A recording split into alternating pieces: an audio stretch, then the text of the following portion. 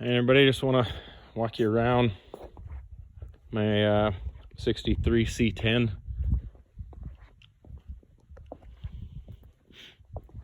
In the process of LS swapping it.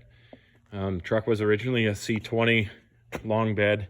Still is a long bed. It'll stay that way, but it does have all 6-lug conversion, 12-bolt rear end, posi, 410 gears, square body cross member up front, CPP drop spindles, 4-wheel disc brakes, all new brake lines. I coated the frame with a product called Chassis Saver. Really good. This radiator come out of another truck that I had. It had an LS in it. It was actually in a 63 as well. So we'll get a shroud, we'll get a fan. Everything will be a-okay there. It's got pretty good clearance. The headers are Go Motorsports, and they're LS specific headers. They fit really good. They hug up really tight. I trimmed the ear on the block a little bit where the starter bolt comes up there. I don't know if you can see that. Ground that edge off, and that allows this flange to rotate a little bit more. It's hitting pretty good there. So 6AN fittings on the trans cooler. I'll show you guys the transmission cooler I'm going to run here. 4L65E LQ460. 4L65E. I had it converted to 2-wheel drive and put a shift kit in it. The transmission I had in there before was a turbo 350, and I had a 3/4 shifter like that, so I know that's going to pan out. It was a high hump 4-speed manual, so there's tons of room to work with. It's nice. You take that plate off and then you can move this anywhere up and down, and you want to do that prior to cutting this rod, your linkage rod for your shifter. You want to have this in the right spot. Make sure that's all going to jive before you cut that rod.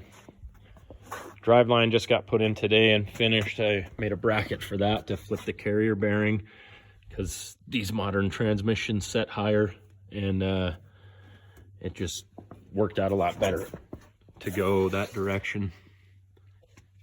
Gave the clearance I needed, and I didn't want to modify that and go to cutting on that or weaken that in any way. These are c-10 cab mounts. You can just use c-10 body bushings. The other ones for the c-20 are the rubber shear type mounts, and those were junk.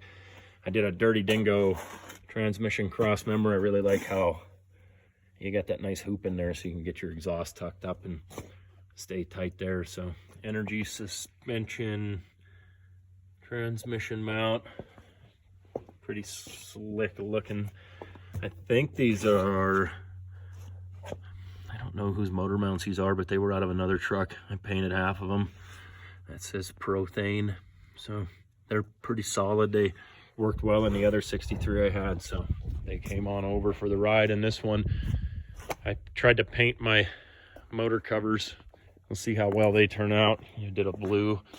I bent all the brake lines, and I came up through here in front of the motor mount. I should have enough room there, even with the power steering lines coming off. I just wanted to stay as far away from the headers as possible and keep the heat off as much as possible. Performance Online bracket for the power steering conversion. Gives you a little bit of offset there, gets your box stood off the frame so you don't have to cut your frame or notch your frame. Not sure who makes this radiator. This was also in that other truck. Like I said, I just had to widen the brackets a little, trim the tab a little bit, if you can see on that one. And I did that in order to get clearance for the hose to go on here, and also to help center the radiator up. That's your transmission cooler, which I won't be using. I got that other one. So next step is to get the cab, and I think we'll just go straight for some wiring and try to get everything buttoned up from there. I'll be doing more videos in the future and showing you some installs of these other products. So this whole YouTube thing was kind of an afterthought, so I guess this will just sort of hopefully get you brought up to speed a little bit and get you interested in the build, and we'll continue on from there.